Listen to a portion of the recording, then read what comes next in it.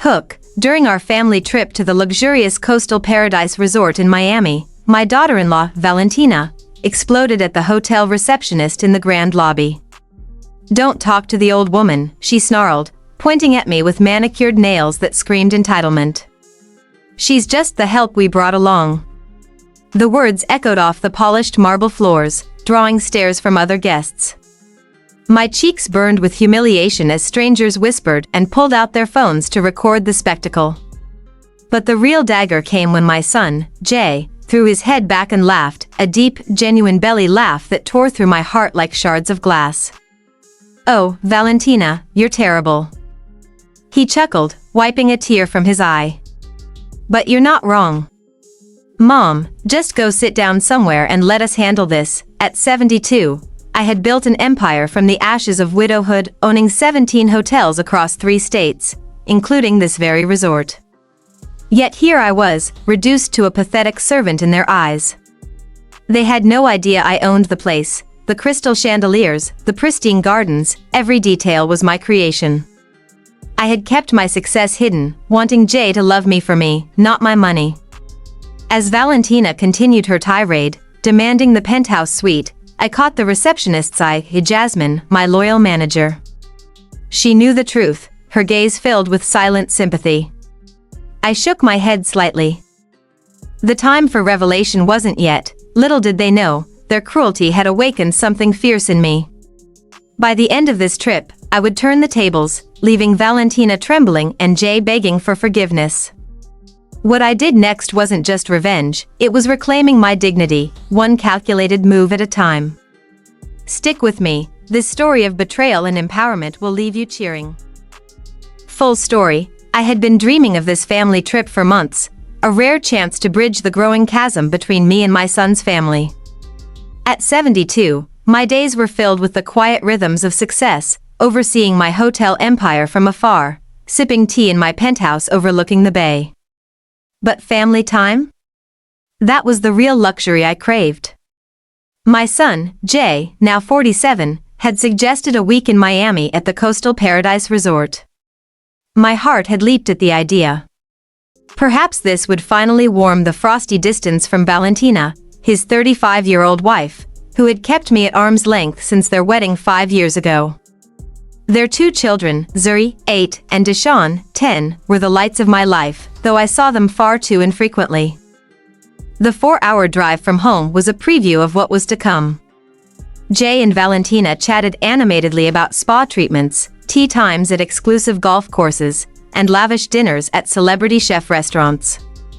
They spoke as if I weren't in the back seat, my small suitcase tucked beside me like an afterthought. Every attempt I made to join the conversation, asking about the kids' school projects or suggesting a family beach outing, was met with curt replies from Valentina and outright silence from Jay. "The kids are fine," she'd snap, her perfectly styled blonde hair catching the sunlight as she adjusted her designer sunglasses. Jay would nod along, his eyes fixed on the road, avoiding the rearview mirror. I should have recognized the red flags waving furiously, but hope is a stubborn thing. I wanted so desperately to mend our fractured bond that I ignored the slights, convincing myself they were just stressed from the drive. Little did I know, the Coastal Paradise Resort was about to become the stage for a revelation that would shatter illusions and rebuild my resolve. The Coastal Paradise Resort stood before us like a shimmering jewel against the azure Miami skyline, its grand entrance a testament to the unyielding spirit that had carried me through decades of triumphs and trials.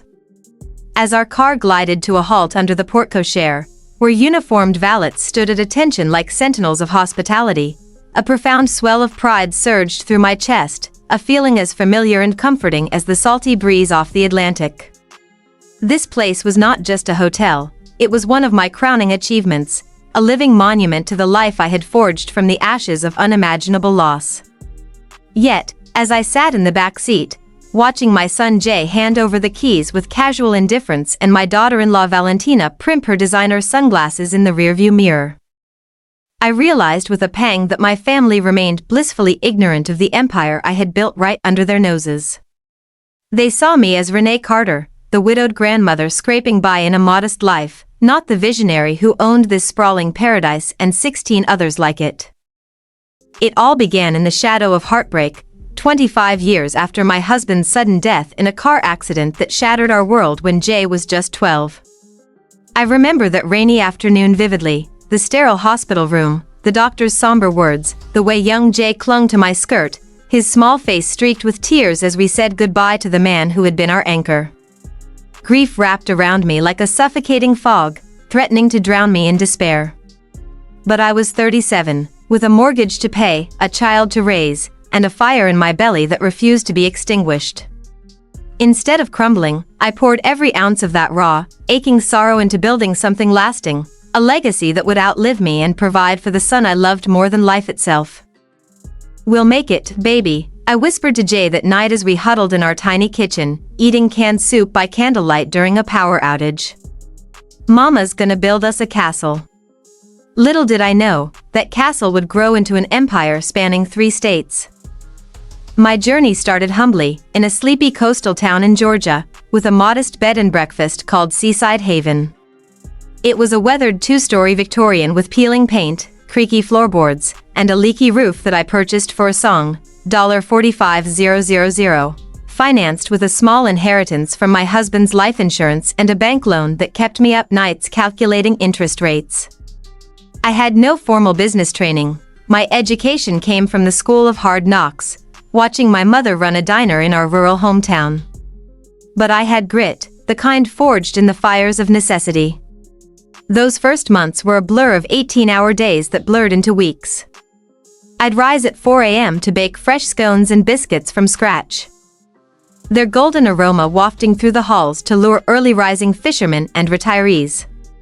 By 6 a.m., I was scrubbing toilets until they gleamed, my hands raw from bleach and elbow grease, singing old gospel hymns to keep my spirits high. "Amazing Grace, how sweet the sound," I'd belt out, imagining the guests' smiles when they encountered spotless bathrooms. Balancing the books was my next battlefield. Seated at a rickety desk in the back office, surrounded by stacks of receipts and ledgers, I'd crunch numbers by lamplight long after the last guest retired. Expenses piled up, linen replacements, utility bills, that infernal leaky roof repair costing $2,000 I didn't have. But I charmed every guest like they were royalty. Mrs. Hargrove, a widowed schoolteacher from Savannah, became my first repeat visitor after I spent an evening listening to her stories of lost love over chamomile tea. Word spread that Renee at Seaside Haven treats you like family. Bookings trickled in, then surged. By the end of year 1, I turned a profit of $8,000, enough to pay off the roof and buy Jay a new bicycle for his 13th birthday. He beamed as he pedaled it down the beach path, yelling, "Look, Mama, I'm flying." That moment fueled me more than any balance sheet ever could. Through sheer, unrelenting grit, I expanded.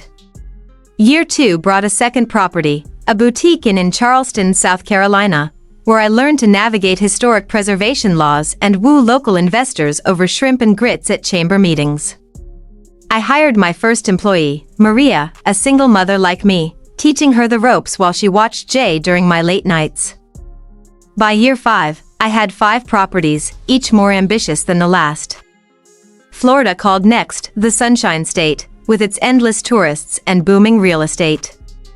I mortgaged Seaside Haven to buy a rundown motel in Key West, transforming it into Paradise Palms with ocean view suites and a tiki bar that drew crowds from cruise ships.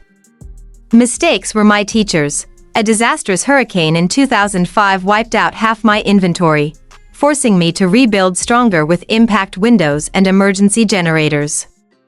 A crooked contractor once absconded with $20,000. I sued and won, but the lesson in due diligence stuck.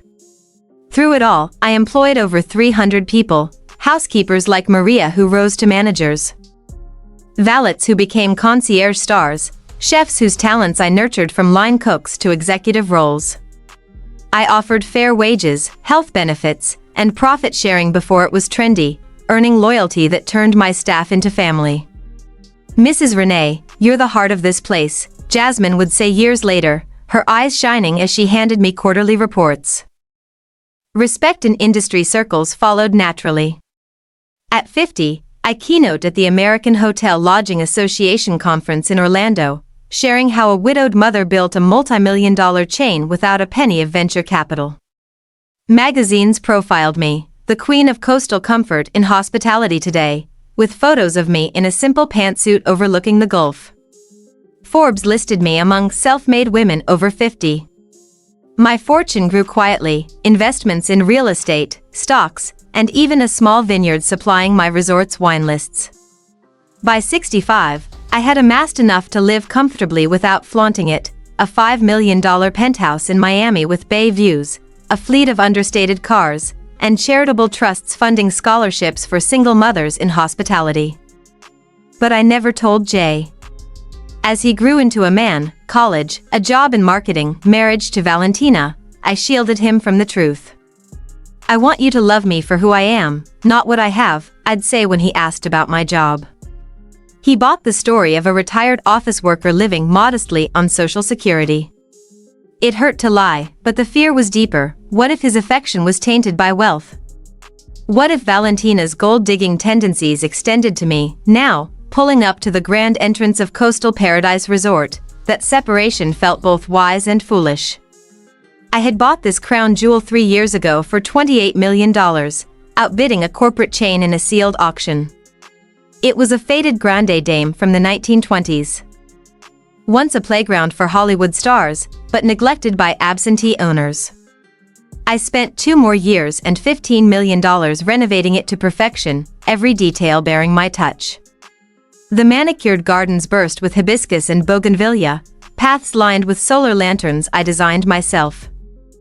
Valets rushed forward in crisp white uniforms embroidered with the CP logo, a stylized palm frond I'd sketched on a napkin. Inside, polished marble floors gleamed underfoot, imported from Italy and buffed daily by my team. Crystal chandeliers from Murano, Italy, dangled like frozen waterfalls, casting rainbows across the lobby. I personally selected the artwork, vibrant seascapes by local artists, hung at eye level for wheelchair access, a nod to inclusivity I'd championed since day one. The spa was my pride, a 20,000 square foot oasis with Himalayan salt rooms, eucalyptus steam baths, and therapists trained in my proprietary coastal calm massage. The infinity pool overlooked white sand beaches, its edges tiled in iridescent blue glass that shimmered like the sea. Even the menus were mine, farm-to-table cuisine using ingredients from my partnered organic farms, with vegan options I insisted upon after a guest's allergy scare. Every corner whispered my vision: sustainable bamboo furniture, zero-waste policies, guest feedback apps I coded with a developer friend. As we stepped out of the car, the pride swelled anew, mingling with a bittersweet ache. This was mine, all mine, yet Jay and Valentina chattered obliviously about getting the penthouse, unaware their luxury was courtesy of the old woman they dismissed. In that moment, gazing at the facade I'd restored to its roaring 20s glory, terracotta tiles, arched windows, a fountain bubbling with koi I handpicked, I felt the weight of my secrecy. Had I protected our bond, or enabled their disdain? The valet nodded subtly. He knew me as Mrs. C, our code for discretion. Jasmine waited inside, her smile professional but eyes twinkling with recognition.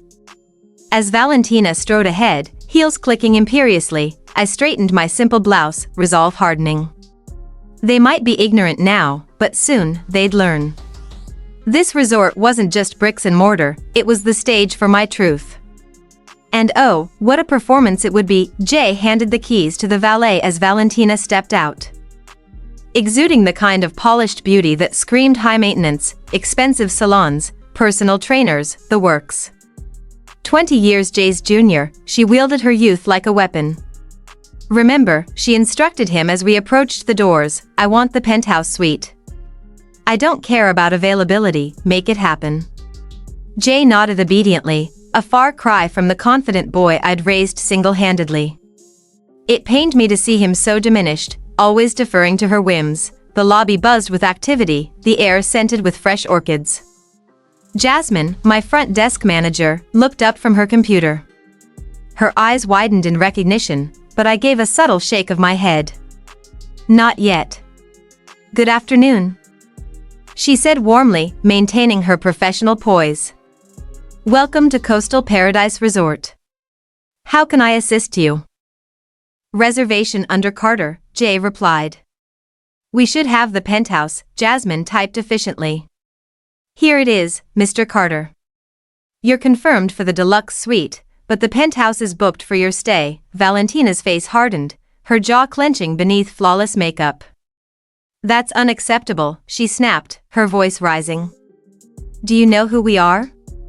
I requested the penthouse specifically. Jasmine remained calm, though I noticed her shoulders tense. I apologize for the misunderstanding, Mrs. Carter. The deluxe suite is lovely, with a private balcony overlooking the ocean. I don't want excuses about some second-rate room, Valentina interrupted, her tone sharp enough to draw glances from nearby guests. I want the penthouse, now. I stepped forward, hoping to diffuse the tension. Valentina, maybe we could, she whirled on me, fury contorting her features. Don't you dare speak, she shouted, her voice echoing. Heads turned, whispers started. Jasmine, or whatever your name is, just ignore this old woman. She's not important. She's just the help we brought with us. The lobby fell silent. Humiliation washed over me like a tidal wave, my cheeks flushing hot. But Valentina wasn't finished. Don't talk to the old woman, she shrieked, pointing at me as if I were vermin. She's just the servant, the nanny. Don't waste your time on her. Frozen, my mouth dry, heart pounding, I endured the stares. In 72 years, I'd faced hardships, widowhood, building a business in a man's world, but never such public venom. And then, the deepest cut, Jay laughed. Not nervously, but with genuine amusement, as if my degradation was comedy gold. Oh my goodness, Valentina, he chuckled, wiping a tear. You're terrible. But you're not wrong. Mom, just let us handle this. Go sit down somewhere. The betrayal hit like a physical blow. This was my son, the boy I'd sacrificed everything for, working endless hours to give him a good life. Now, he mocked me in front of strangers. Jasmine's face paled with sympathy, but the whispers grew, phones emerging to capture the drama. Jasmine said softly to me, perhaps you'd like to wait in our lounge while we resolve this. Valentina sighed theatrically. Yes, take the old woman somewhere she won't embarrass us. And keep an eye on her, she tends to get lost. Jay laughed again. I felt my heart splinter as I picked up my suitcase and walked to the elevator, back straight despite the crushing shame. Behind me, Valentina resumed her demands. As the doors closed, I caught Jasmine's eye, a nod of understanding, waiting for my signal. I had built this empire from nothing, yet in that moment, I was reduced to nothing. As the elevator ascended, pain mingled with determination. This wasn't over. The next morning, paradise felt like purgatory. My room's ocean view, waves lapping the beach, sunrise in pinks and golds, did little to soothe the ache. Sleep had evaded me, Valentina's words and Jay's laughter replaying endlessly. She's just the help. How had my family come to see me this way? A knock interrupted my thoughts.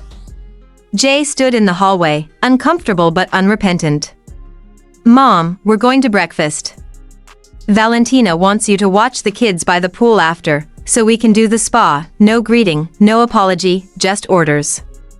Jay, I said quietly, about last night. He waved dismissively. Don't make a big deal. Valentina was stressed. You know how she gets stressed?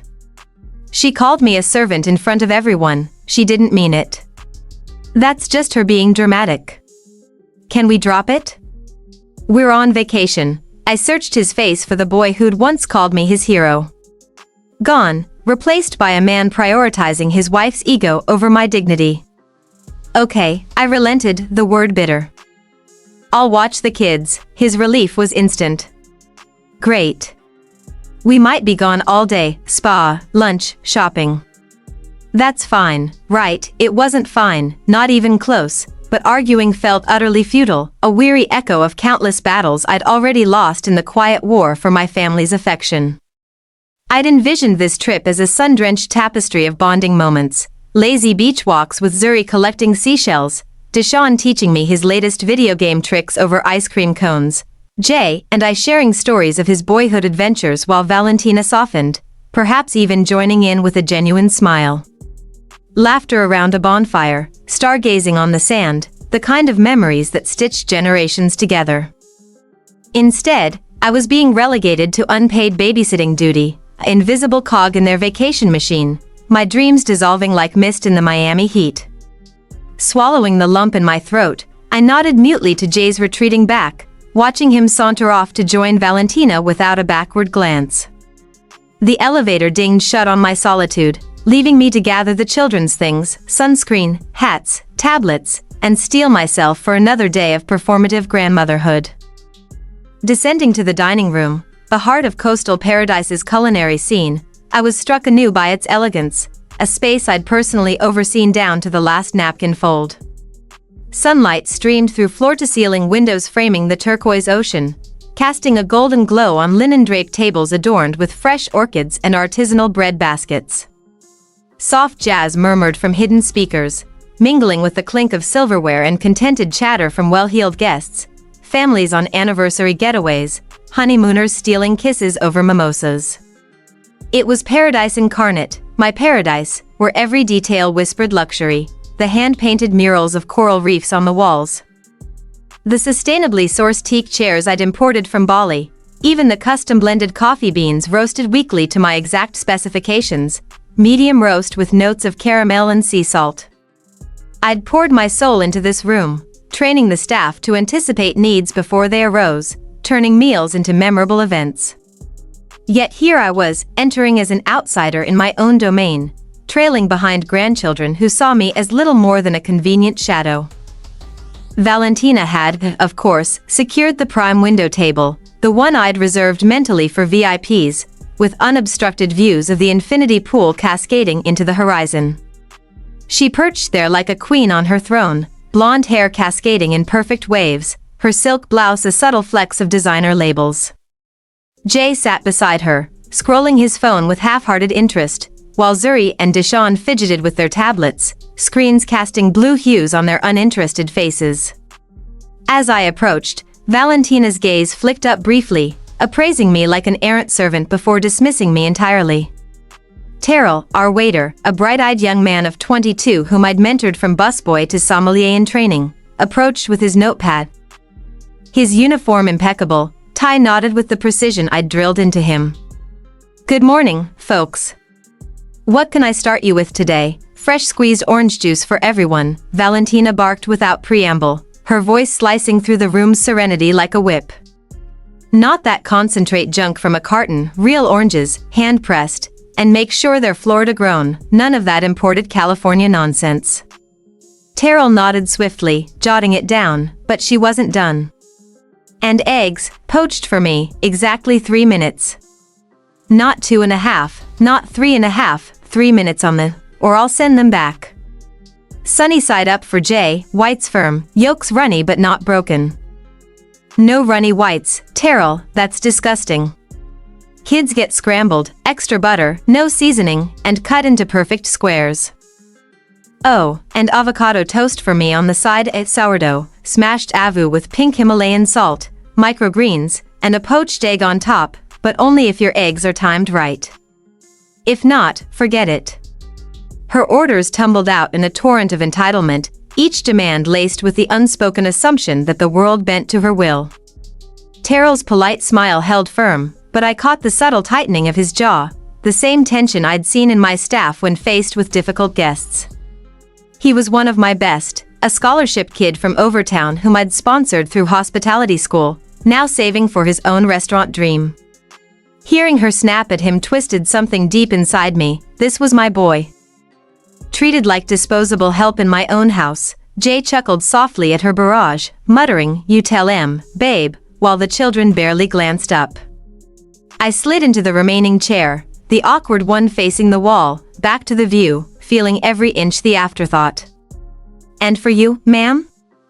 Terrell asked me kindly, his eyes warm with recognition he masked professionally. "Just coffee, black, and oatmeal with berries," I murmured, my appetite vanished. As he retreated to the kitchen, Valentina leaned toward me, her perfume cloying. Renee, remember, after this, pool with the kids. Sunscreen every hour, Zuri burns like a lobster. No deep end, no junk snacks. Call if there's drama. Her instructions were a checklist of distrust, reducing me to a nanny under surveillance. Jay nodded absently, forking into his eggs when they arrived precisely as ordered, proof of my staff's excellence, credited to no one. The meal dragged on in strained silence, broken only by Valentina's critiques. This juice is pulpy, fix it. I ate mechanically, the ocean's beauty mocking me from afar, my heart aching for the family connection that slipped further away with every bite. Little did they know, this table, this very moment, was the calm before the storm I'd unleash. Terrell nodded politely, but tension showed. The kids, Zuri and Deshawn, were glued to tablets, barely acknowledging me. Good morning, sweetie, I said to Zuri, reaching for her hair. Valentina's hand shot out. Don't touch her hair, it was styled yesterday. I withdrew, stung. Kids, say good morning to Grandma Renee, Jay mumbled. Morning, they chorused, eyes down. I took the leftover chair, back to the view.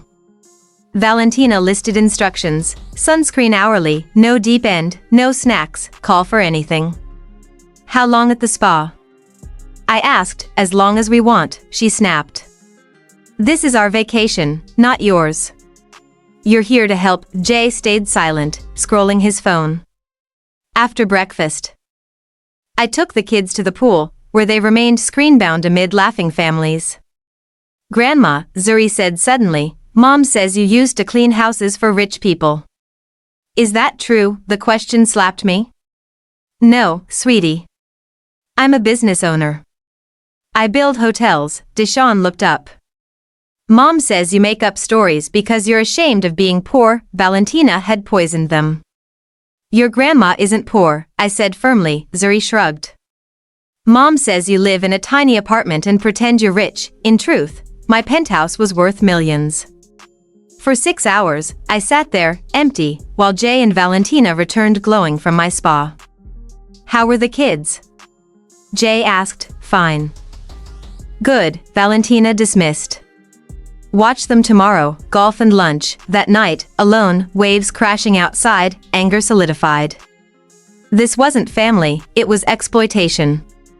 Tomorrow, change began. Day 3 mirrored the others, Valentina's orders, Jay's compliance. They planned a wine tour, I'd stay with the kids. Lunch at noon, she dictated. Zuri gets cranky if sugar drops, I bit back retorts. Overhearing her phone call chilled me, stuck with the kids. Once this is sorted, we won't deal with this anymore. After dropping the kids at my kids' club, I wandered the property. Near the pool bar, voices from a cabana stopped me, Jay and Valentina, skipping wine for secrecy. She's getting old, Valentina said.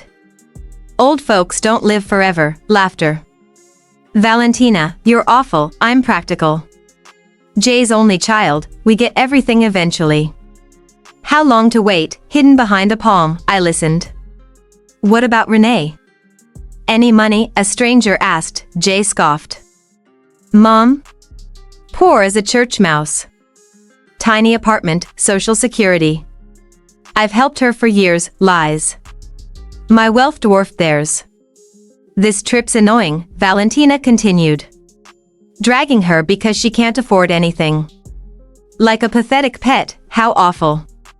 You'll care for her when old, over my dead body, straight to a government home. Jay's words shattered. She thinks she's important, tells crazy stories about owning businesses. Delusional. Told kids she owns hotels. Can you imagine? Laughter sliced me. Won't listen to her stories much longer. 5 years, 10 max, then free, a useless old woman.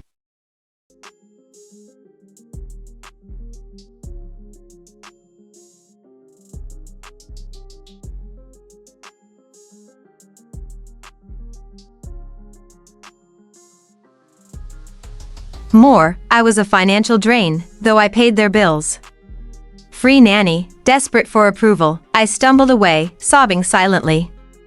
Betrayal complete. They awaited my death, mocked my legacy, resolve hardened. I called Jasmine. I need your help. I collected the kids for a real adventure, sandcastles, seashells, stories of their dad's childhood. Laughter echoed. A brief oasis evening, Jay and Valentina returned for dinner handoff. I blocked the door. Call the desk, book another room. Check out tomorrow, confusion. What? Jay asked. I overheard your cabana chat. I know everything, Valentina hissed, eavesdropping? No right, I own this hotel, I declared. Every right. I handed Jay financial records, my support tallied. His eyes widened. You've been lying? Valentina screamed, she's lying. Useless old woman who cleans houses, Jasmine entered with security. Disturbance, tell her she doesn't own this. Valentina shrieked, Jasmine, Mrs. Renee Carter owns this and 16 others. Founder, CEO of Valentina paled, Jay gaped. You can't, she yelled, I can. Bill everything to your card. Jay, support ends, mortgage, tuition, gone him please, no. You chose laughter over me, lies to your kids. You're on your own, shock, betrayal on their faces. They underestimated me. That night, I slept peacefully. Mornings brought excitement. Alone isn't lonely. Chosen family stronger. They taught me to fight for myself. It changed everything.